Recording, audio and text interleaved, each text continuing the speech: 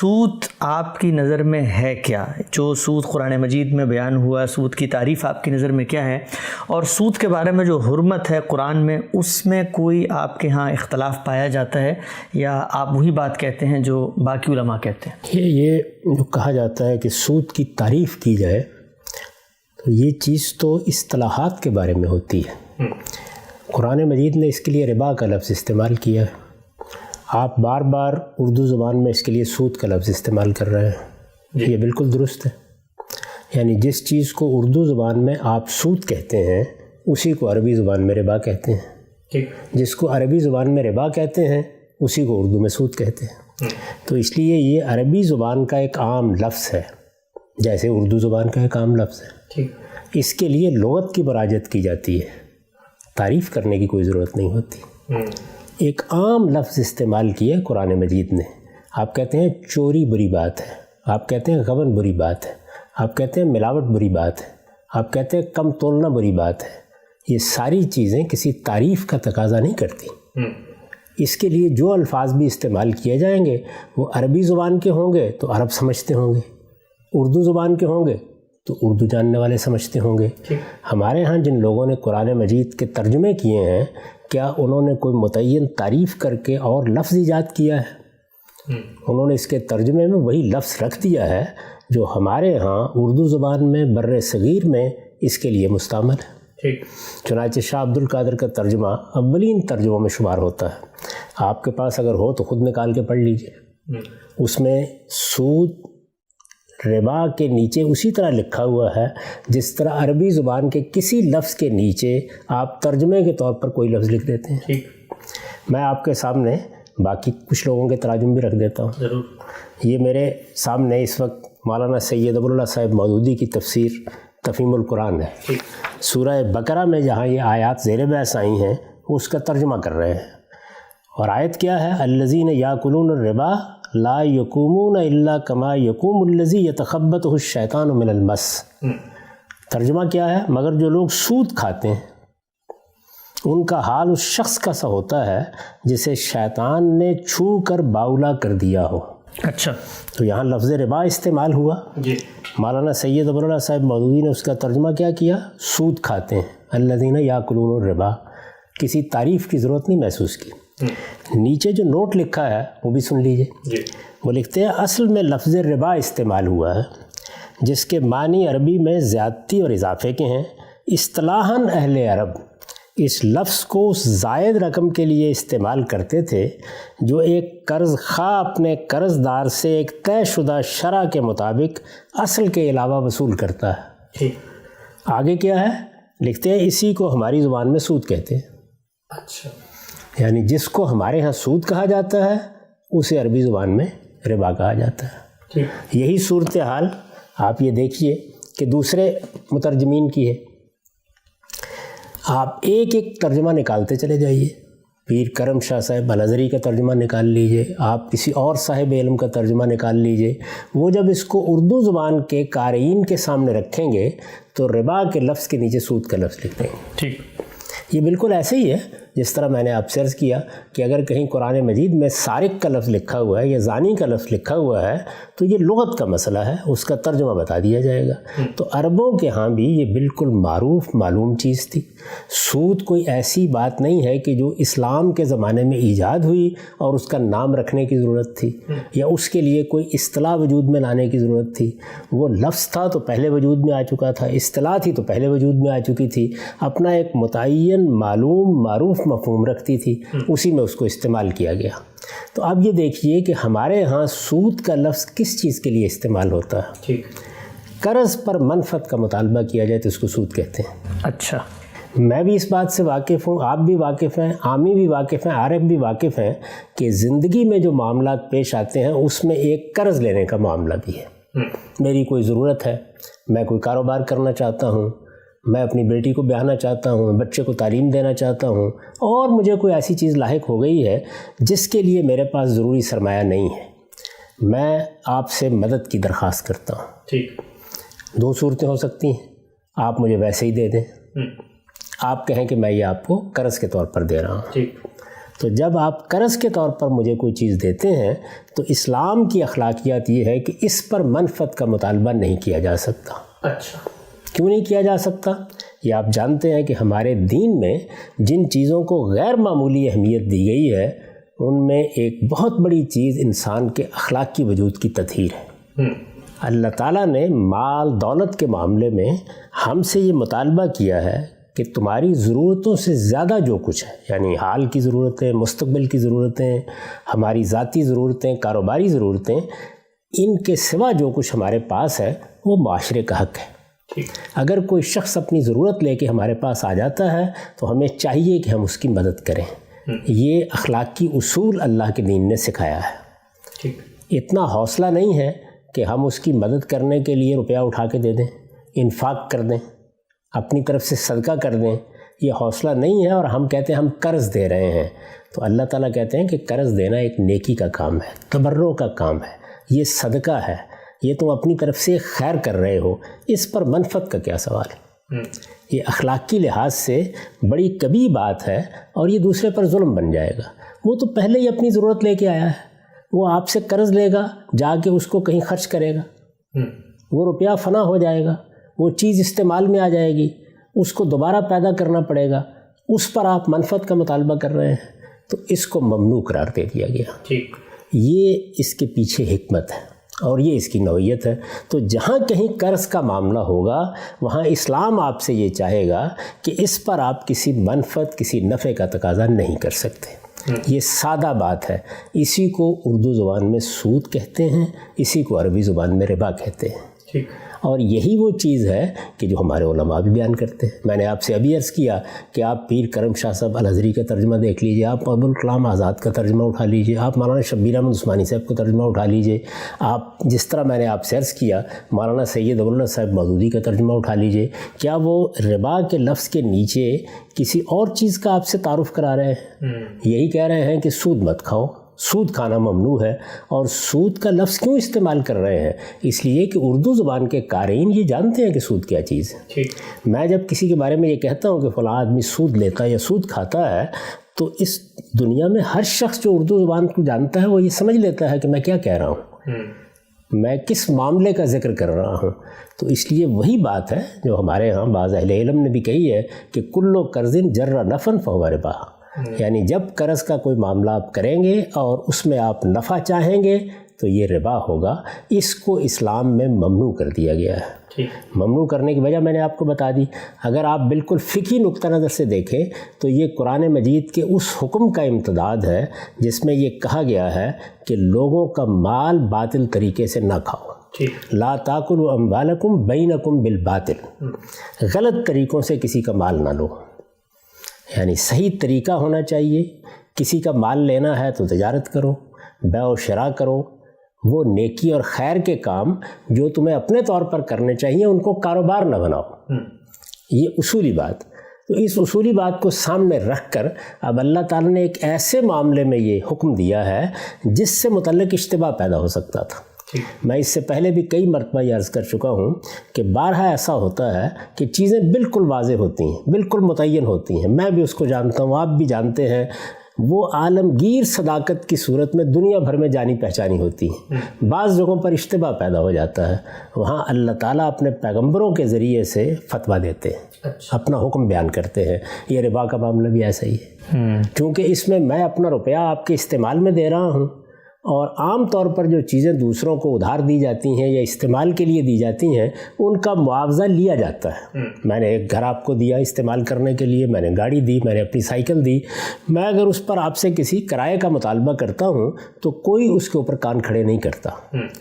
پھر یہ روپیہ دیا گیا، روپیہ بھی تو استعمال کرنے کی چیز ہے، آٹا دے دیا گیا آپ کو، کھجوریں دے دی گئی کھانے کے لیے، یہ بھی تو استعمال کی چیزیں ہیں، ان پر اگر مطالبہ کیا جائے تو یہ کیا جائز ہوگا؟ یہ وہ اشتباہ ہے جس میں اللہ تعالیٰ نے اپنا فتویٰ دیا ہے اور یہ کہا ہے کہ یہ ممنوع ہے۔ ممانعت کی وجہ کیا ہے وہ میں نے آپ کو سمجھا دی۔ اس معاملے میں میرے نزدیک جو کچھ قرآن نے کہا ہے وہی میں مانتا ہوں۔ ہمارے علماء جس کو سود کہتے ہیں اور جس پر سود کا اطلاق کرتے ہیں، میں نے آپ کو بتا دیا کہ وہ بالکل وہی چیز ہے جس کے لیے سود کا لفظ میں آپ روزانہ اپنی عام زبان میں سنتے ہیں۔ ورنہ اگر یہ کوئی ایسی مختلف چیز ہوتی تو اس کے بارے میں تصریحات کی جاتی، ترجمے میں اس کا اضافہ کیا جاتا، نیچے بتایا جاتا۔ اطلاق کے مسائل بالکل الگ ہیں۔ بطور اصول جو بات طے ہے وہ یہ ہے کہ سود ممنوع ہے، اللہ نے اس کو ممنوع قرار دیا ہے، یہ حرام ہے، اس کے قریب نہیں جانا چاہیے۔ سود کیا ہے؟ قرض پر منفعت کا مطالبہ۔ یہی میری رائے ہے، اسی کو میں نے بیان کیا ہے، اس میں مجھے کوئی اختلاف نہیں۔ ٹھیک ہے ہم صاحب آگے بڑھتے ہیں۔ یہ اصولی بات تو آپ نے بڑی وضاحت سے ماشاءاللہ بتا دی کہ سود کسے کہتے ہیں، ہمارے ہاں بالکل معروف چیز ہے۔ علماء کا آپ نے حوالہ بھی دیا کہ وہ خود سود کو کیسے ڈیفائن کر رہے ہیں، اردو زبان میں سود، عربی میں ربا اور قرض پر منفعت ہے۔ ایک بات مجھے بتائیے گا کہ آپ نے بہت ساری جگہوں پہ گفتگو کی ہے، لوگ آپ سے سوال پوچھتے ہیں تو آپ سود کے بارے میں سمجھاتے ہوئے کہتے ہیں کہ دیکھیں بعض چیزیں ہوتی ہیں کنزیومیبل اور بعض جو ہیں وہ نان کنزیومیبل، استعمالی اور استہلاکی، تو سود ہمیشہ کنزیومیبل میں ہوتا ہے۔ تو اب یہ جو آگے کی بات ہے، مثلا یہاں تک تو بات آپ نے کہا میرے نزدیک بھی ہوئی ہے، علماء کے نزدیک بھی ہوئی ہے کہ قرض پہ منفعت، لیکن یہ کنزیومیبل اور نان کنزیومیبل یہ تقسیم تو پھر کیا مطلب آپ نے آگے سے شامل کی، کیسے اس میں؟ میں کیوں شامل کروں گا؟ آپ مجھے بتا دیجئے کہ آپ سود کس کو کہتے ہیں؟ آپ روز مکان کرائے پہ لیتے ہیں، آپ گاڑیاں کرائے پہ لیتے ہیں، آپ جہازوں میں سفر کرتے ہیں، کرایہ ادا کرتے ہیں، آپ ٹرین میں سفر کرتے ہیں، کرایہ ادا کرتے ہیں، بہت سی کرائے پر لے کر چیزیں آپ روزانہ استعمال میں لا رہے ہوتے ہیں۔ کبھی آپ نے کہا ہے کہ یہ میں سود دے رہا ہوں؟ نہیں۔ اور کبھی لینے والوں کے بارے میں کہا ہے کہ وہ سود کھا رہے ہیں؟ نہیں۔ کیوں نہیں کہتے؟ اس لیے کہ وہ استعمال کی چیزیں ہیں۔ لوگوں کو یہ بتایا گیا ہے کہ آپ یہ دیکھیں قرض کیا ہوتا ہے اور استعمال کا کرایہ کیا چیز ہوتی ہے۔ اچھا، وہی اشتباہ جو عام طور پر پیدا ہوتا ہے۔ میرا جو مضمون ہے مقامات میں، میری کتاب میں، اس کی ابتدا میں نے یہاں سے کی ہے کہ یہ کیا وجہ ہے کہ اللہ تعالیٰ کو اس میں فتویٰ دینا پڑا۔ ٹھیک، یعنی یہ کہنے کے لیے کہ چوری حرام ہے، یہ کہنے کے لیے کہ جھوٹ حرام ہے، یہ کہنے کے لیے کہ غبن حرام ہے، اللہ تعالیٰ کو کوئی بات بیان نہیں کرنا پڑی۔ کیوں کہنا پڑا؟ اس لیے کہ اس میں معاملے کا اشتباہ پیدا ہوتا ہے۔ چونکہ اس کو اللہ پروردگار عالم نے حرام قرار دیا ہے تو اس وجہ سے یہ وضاحت کرنے کی ضرورت ہے کہ وہ کیا فرق واقع ہو گیا ہے۔ میں اگر آپ سے ایک چیز استعمال کے لیے لیتا ہوں اور میں آپ کو اس کا کرایہ دیتا ہوں، روز ہم کرائے کے مکان تبدیل کر رہے ہوتے ہیں، نیا کرایہ دے رہے ہوتے ہیں، گاڑیاں کرائے پر لے رہے ہوتے ہیں، سفر کے لیے نکلتے ہیں تو بہت سی چیزوں کا کرایہ دیتے ہیں اور کرائے پر دے کر ان کو استعمال کرتے ہیں۔ وہاں پر بھی ایک چیز تھی، میری ملکیت تھی، میں نے آپ کے استعمال میں دے دی، میں اس کا کرایہ لے رہا ہوں، آپ کے ماتھے پر کوئی شکن نہیں پڑتی۔ لیکن جیسے ہی آپ 10 روپے مجھ سے لیتے ہیں، جیسے ہی آپ کوئی ایسی چیز مجھ سے لیتے ہیں کہ جو آپ استعمال کریں گے تو فنا ہو جائے گی، اپنا وجود کھو بیٹھے گی، تو فوراً آپ کی زبین پر شکن پڑتی ہے کہ اس پر منفعت کا مطالبہ کیوں کیا جا رہا ہے۔ تو سود ہوتا ہی یہ ہے کہ آپ قرض پر منفعت کا مطالبہ کرتے ہیں۔ ٹھیک ٹھیک ٹھیک ٹھیک۔ قرض بالکل اور چیز ہے اور چیزوں کو کرائے پر دے کر ان کا کرایہ لینا یہ بالکل اور چیز ہے۔